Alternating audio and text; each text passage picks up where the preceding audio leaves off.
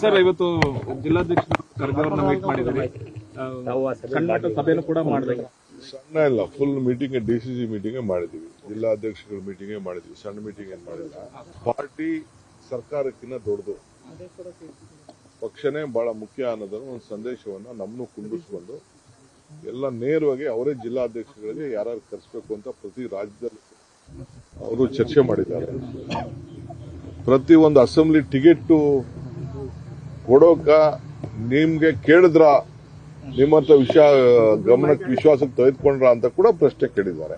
ಅಂದ್ರೆ ಆ ಮಟ್ಟಕ್ಕೆ ಪಕ್ಷದ ಅಧ್ಯಕ್ಷರನ್ನ ಅವರು ಶಕ್ತಿ ತುಂಬಬೇಕು ಅನ್ನೋ ದೃಷ್ಟಿಯಿಂದ ಅವ್ರಿಗೆ ಮೆಂಬರ್ಶಿಪ್ ಯಾವ ರೀತಿ ಮಾಡಬೇಕು, ಆಮೇಲೆ ವೋಟರ್ ಲಿಸ್ಟ್ ನ BLAಗಳನ್ನ ಏನ್ ಮಾಡಬೇಕು, ಬೂತ್ ಲೆವೆಲ್ ಏಜೆಂಟ್ ನ ಯಾವ ರೀತಿ ವೋಟರ್ ಲಿಸ್ಟ್ ನ ಸೇರಿಸುವಂತದ್ದು, ವೋಟರ್ ಲಿಸ್ಟ್ ನ ಕೆಲವು ಕಡೆ ತೆಗೆದಾಕುವಂತದ್ದು, ಸೇರಿಸುವಂತದ್ದೆಲ್ಲ ಕೆಲವೆಲ್ಲ ಬೇಕಾದ ಕ್ಷೇತ್ರಗಳು ಬಂದಿದೆ. ನಮ್ಮ ರಾಜ್ಯದಲ್ಲೂ ಕೂಡ ಕೆಲವೆಲ್ಲ ಎಕ್ಸಾಂಪಲ್ಸ್ ಗಳನ್ನೆಲ್ಲ ಕೊಟ್ಟಿದ್ದಾರೆ. ಮಹಾರಾಷ್ಟ್ರ ಅಲ್ಲಿ, ಹರಿಯಾಣ ಅಲ್ಲಿ ಎಲ್ಲ ಕೂಡ ಈ ರೀತಿ ನಡೆದಿದೆ ಅಂತ. ಸೊ ಅದಕ್ಕೆ ವೋಟರ್ ಲಿಸ್ಟ್ ಬಗ್ಗೆ ಕೂಡ ಅವರು ನಮಗೆ ಮಾರ್ಗದರ್ಶನ ಕೊಟ್ಟಿದ್ದಾರೆ. ಸೋಷಿಯಲ್ ಮೀಡಿಯಾ ಏನ್ ಮಾಡಬೇಕು, ಪ್ರೆಸ್ ಅವ್ರು ಏನ್ ಮಾಡಬೇಕು, ಆಮೇಲೆ ಪಕ್ಷಕ್ಕೆ ಕಾರ್ಯಕರ್ತರು ಯಾವ ರೀತಿ ದೇಣಿಗೆಗಳನ್ನ ಕೊಡಬೇಕು, ಅದಕ್ಕೊಂದು ಆಪ್ ರೆಡಿ ಮಾಡಿದ್ದಾರೆ.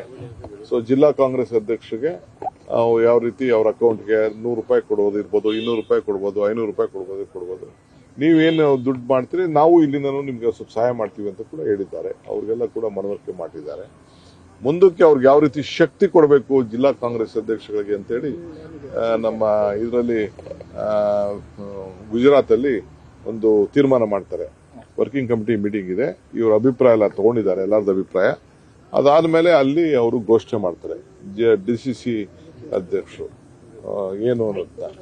ಆಮೇಲೆ ಯಾರೇ ಆಗ್ಲಿ, ಜಿಲ್ಲಾ ಮಂತ್ರಿಗಳಾಗ್ಲಿ, ಎಲ್ಲಿಂದನೇ ಆಗ್ಲಿ, ಆಲ್ ಮಿನಿಸ್ಟರ್ಸ್ ಫಸ್ಟ್ ನೀವು ಆ ಜಿಲ್ಲೆಗೆ ಹೋದ ತಕ್ಷಣ ಕಾಂಗ್ರೆಸ್ ಕಚೇರಿಗೆ ಕಂಪಲ್ಸರಿ ಹೋಗಲೇಬೇಕು, ಕಾರ್ಯಕರ್ತರು ಭೇಟಿ ಮಾಡಲೇಬೇಕು. ಆಮೇಲೆ ಜಿಲ್ಲಾ ಕಾಂಗ್ರೆಸ್ ಅಧ್ಯಕ್ಷರನ್ನ ಆ ಮಂತ್ರಿ ಅಲ್ಲಿ, ಆ ತಾಲೂಕು ಹೋದ್ರೆ ಬ್ಲಾಕ್ ಕಾಂಗ್ರೆಸ್ ಅಧ್ಯಕ್ಷರನ್ನ ಕಂಪಲ್ಸರಿ ಅವ್ರ ವಾಹನಗಳಲ್ಲೇ ಕುಂಡಿಸ್ಕೊಳ್ಬೇಕು ಅನ್ನೋದು ಕೂಡ ಸೂಚನೆಯನ್ನ ಕೊಟ್ಟಿದ್ದಾರೆ.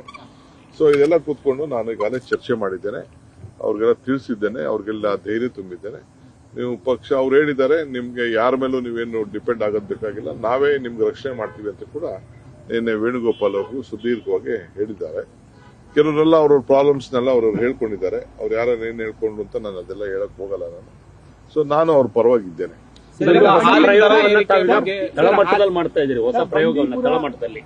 ಹೌದು, ಪಕ್ಷ ಕಟ್ಟಲಿಕ್ಕೆ ಒಂದು ಹೊಸ ಪ್ರಯೋಗನ ನಮ್ಮ ಇಡೀ ದೇಶದಲ್ಲಿ ರಾಹುಲ್ ಗಾಂಧಿ 3 ಗಂಟೆ ಕೂತಿದ್ರು, ಅವರೇನೆ 3 ಗಂಟೆ ಕೂತ್ಕೊಂಡು ಮಾಡಿದ್ದಾರೆ. ಇನ್ನ 2-3 ಮೀಟಿಂಗ್ ಈ ತರ ಮಾಡ್ತಾ ಇದಾರೆ. ಅವರು ಕೂತ್ಕೊಂಡು ಒಟ್ಟು 4 ಗಂಟೆ ಮೀಟಿಂಗ್ ನಡೀತು.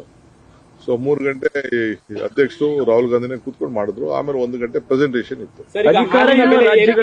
ಅಧಿಕಾರ ಇರುವ ರಾಜ್ಯಗಳಲ್ಲಿ ಇದು ನಿಮಗೆ ಸುಲಭವಾಗಿ ಪ್ರಯೋಗವನ್ನ, ಅಧಿಕಾರ ಇರಲಿ ಅಧಿಕಾರ ಇಲ್ಲದೆ ರಾಜ್ಯಗಳಲ್ಲಿ ಎಲ್ಲಾ ರಾಜ್ಯದಲ್ಲೂ ಪಕ್ಷ ಏನ್ ಹೇಳ್ತದೆ ಕೇಳಲೇಬೇಕು, ನಾನು ಕೇಳಬೇಕು, ಎಲ್ಲರೂ ಕೇಳಬೇಕು. ಟ್ವೀಟ್ ಮಾಡಿದ್ರೆ ಇದು ಈಸ್ಟ್ ಇಂಡಿಯಾ ಕಂಪನಿ ಸರ್ಕಾರ ಅಂತ. ಕುಮಾರಸ್ವಾಮಿ ಏನಾರು ಹೇಳಿ, ಇನ್ನೊಬ್ರು ಏನ ಹೇಳಿ, ರೈತರು ಬದುಕಬೇಕಲ್ಲ. ಕುಮಾರಸ್ವಾಮಿ ಹೇಳ್ಬಿಟ್ಟು ಫೀಡಿನ ಬೆಲೆ ಕಡಿಮೆ ಮಾಡಿಸ್ಲಿ, GST ಕಡಿಮೆ ಮಾಡಿಸ್ಲಿ, ಟ್ಯಾಕ್ಸ್ ಕಡಿಮೆ ಮಾಡಿಸ್ಲಿ, ಪೆಟ್ರೋಲ್ ಡೀಸೆಲ್ ಬೆಲೆ ಕಡಿಮೆ ಮಾಡಿಸ್ಲಿ, ಫೀಡ್ ಬೆಲೆನೂ ಕಡಿಮೆ ಆಯ್ತದೆ, ರೈತ ಬದುಕಬೇಕಲ್ಲ. ಅಲ್ಲ ಸರ್, ಬೆಲೆ ಏರಿಕೆ ಆಗುತ್ತೆ, ಆ ದುಡ್ಡು ರೈತರಿಗೆ ಹೋಗಲ್ಲ. ಸರ್ಕಾರ ಯಾರು ಹೇಳಿ ಯಾವ ಸರ್ಕಾರ? ಅವ್ರಿಗೆ ಕುಮಾರಸ್ವಾಮಿಗೆ ಹಂಗಾರೆ ಈ ಹಾಲಿನ ವ್ಯವಸ್ಥೆ ಇದೇ ಗೊತ್ತಿಲ್ಲ. ಅವ್ರ ತಮ್ಮನ್ ಕೇಳಿ ನೋಡಿ ಗೊತ್ತಾಗ್ತದೆ. ಅವ್ರ ತಮ್ಮನ ಅಣ್ಣ ಅವ್ರ ಅಣ್ಣನ್ ಕೇಳಿ ನೋಡಿ ಗೊತ್ತಾಗ್ತದೆ ಎಲ್ಲಿ ಸರ್ಕಾರಕ್ಕೆ ಹೋಗ್ತದೆ. ಇದು ಕೋಆಪರೇಟಿವ್ ಇನ್ಸ್ಟಿಟ್ಯೂಷನ್, ರೈತರದ್ದು ಅದು. ಸರ್, ಬಂಡೀಪುರ ಸಿಎಂಗೆ ತಾವು ಕೂಡ last time.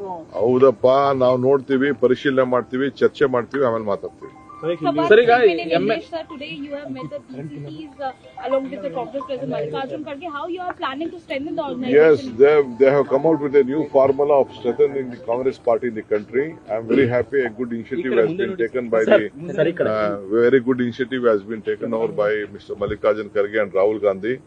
I am so interested, very pleased that how media has to be looked at, how social media has to be taken care, how the party assets has to be taken care, including the party assets, and how membership has to be done, how the voter list has to be checked. All this training they have given to them, and I was also a part of the training.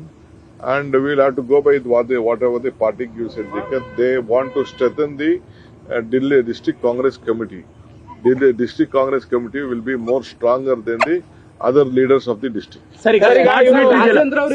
Narayanaswamy ಅವರು ಹೇಳಿದ್ದಾರೆ ಇನ್ನ ಕೆಲವೇ ದಿವಸಗಳಲ್ಲಿ ಒಂದು ವಾರದಲ್ಲಿ ಇಬ್ರು ಶಾಸಕರನ್ನ ಉಚ್ಚಾಟನೆ ಮಾಡಲಾಗುತ್ತೆ, ಶಿವರಾಮ್ ಹೆಬ್ಬಾರ್ ಮತ್ತೆ ಸೋಮಶೇಖರ್ ಅವ್ರನ್ನ ಉಚ್ಚಾಟನೆ ಮಾಡುತ್ತೆ ಹೈಕಮಾಂಡ್ ಅನ್ನುವಂಥದ್ದು ಹೇಳಿದ್ದಾರೆ. ನನಗೆ ಅವ್ರ ಪಕ್ಷದ ವಿಚಾರ ನನಗೆ ಅವಶ್ಯಕತೆ ಇಲ್ಲ. ಚರ್ಚೆ ಅವ್ರ ಪಾರ್ಟಿಯವರು ಯಾರು ಏನ್ ಬೇಕಾದ್ರೂ ಮಾಡ್ಕೊಂಡು ಹೋಗಿ, ನನಗೆ ಅದಕ್ಕೆ ಸಂಬಂಧ ಇಲ್ಲ. ನಾನು ಯಾಕೆ ಅವ್ರ ಪಾರ್ಟಿ ಸ್ಪೋಕ್ಸ್ಮನ್ ಆಗ್ಲಿ? ನನಗೆ ಗೊತ್ತಿಲ್ಲ. ಹೋಮ್ ಮಿನಿಸ್ಟರ್ ಇದ್ದಾರೆ, ಅದೆಲ್ಲ ತನಿಖೆ ಮಾಡ್ತಾರೆ. ನ್ಯೂಸ್ ಫಸ್ಟ್ ನಿರ್ಭೀತಿಯಿಂದ ನಿಮ್ಮ ಪರವಾಗಿ.